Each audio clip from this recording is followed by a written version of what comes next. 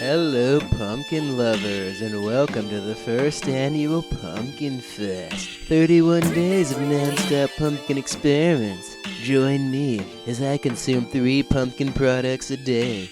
Store-bought, homemade, family desserts, or hard liquor. We have it all. Only at Pumpkin Fest 2020. Hey, what's up? Welcome back to Pumpkin Fest Day 6. We are going to carry along and get this moving on quick. As our quality gets better, our videos get shorter. And first up, we got the Smash Mallow Pumpkin Pie. I've always seen these marshmallows around, but the idea of paying for overpriced marshmallows just because they're organic just doesn't sit well for me. I mean, if you need non-GMO food, I can understand that, but I've always just walked past these. But now that they are in limited edition pumpkin pie, how can I say no? And a time bomb has started, so these better be good or I'm going to have to throw these out. Whoa, they smell exactly like my pumpkin pie whipped cream that it's been saving everything. Do I dare combine these two? No.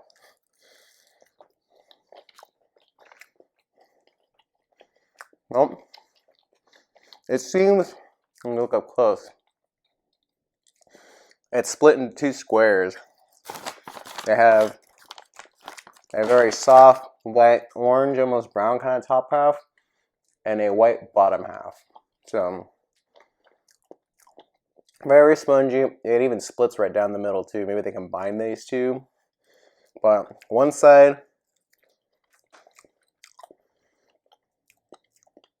tastes like an okay marshmallow. The other side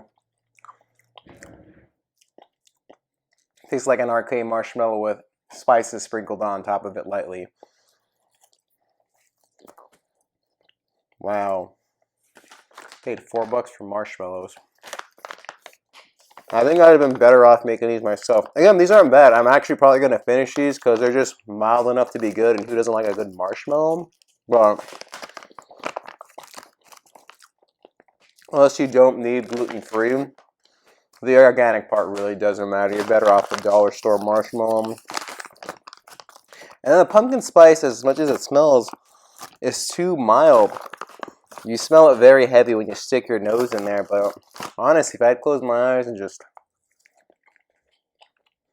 I wouldn't know on its own it's pumpkin spice. That's for sure, but luckily it's a good marshmallow. I just know I'm not paying for these anytime soon. Anyways, next, we have Pumpkin Joe's Pumpkin Spice Batons. I'm going to be using these later on as I make more dessert drinks. So I figured, might as well knock these out now. Still got them in the package. And unlike this marshmallow, can't smell anything yet. But just wait and see as I get hit in the face with a wave of aroma right now.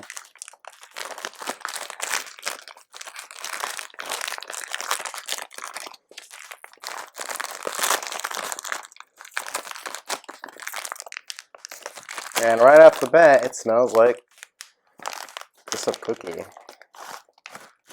In fact, all I smell is cinnamon. If you look at the outside, I don't know if you can kind of tell, it's not sprinkled in any kind of sugar. It looks actually pretty plain. Okay, you get light cinnamon. It smells more just like a regular soft cookie, like kind of like... It smells like a very, very soft version of the waffles from day 2, I believe, but yeah, it smells like a very, very light, not bothering, mild pumpkin spice waffle. But does it taste like one? It's got a decent crunch. And then we see the off-white filling or whatever that is inside.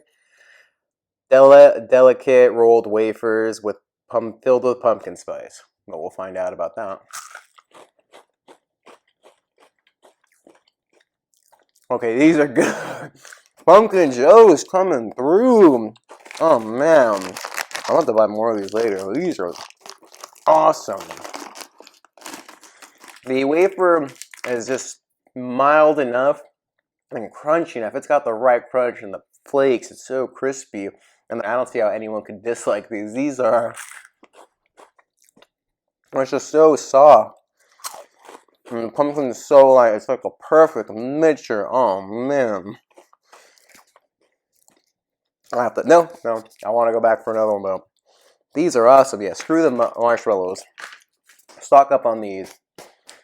These are sweet. And then last, we're going to wash candy down with alcohol.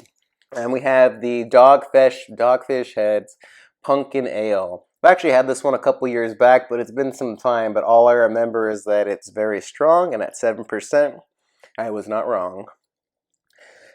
Brown ale brewed with pumpkin, brown sugar, allspice, cinnamon, and nutmeg. Well, we'll find out. So far, Buffalo Bills has still been my favorite, with the Trader Joe's beer being my least favorite. And seeing as that one was 7% as well, a little worried, but let's find out. Right off the bat first, I don't know if it's because I just ate a bunch of sweets, but all I'm really getting is alcohol. At the end, I get the more of the nutmeg and the cinnamon. It kind of lightly reminiscent of the Buffalo Bills, but not as good. Not really a good mixture of the flavors. It's kind of just more beer, just like any random ale, and then you get light at the end of it. It's first alcohol, then tastes like an ale, and then you get the spices and the sugar and the sweetness. But it's at the end, and it's not for very long, but it's very smooth. And at 7%, it definitely masks the alcohol way better than the Trader Joe's beer does.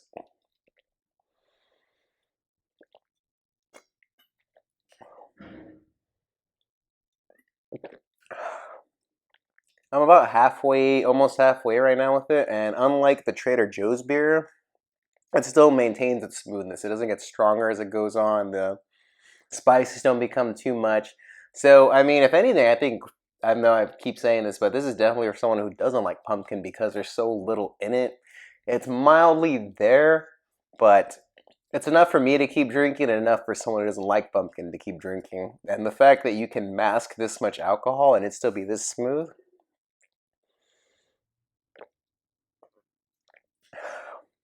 Yeah, that's a good way to get you drunk. Oh man, my Halloween party is going to have a good selection of pumpkin beer.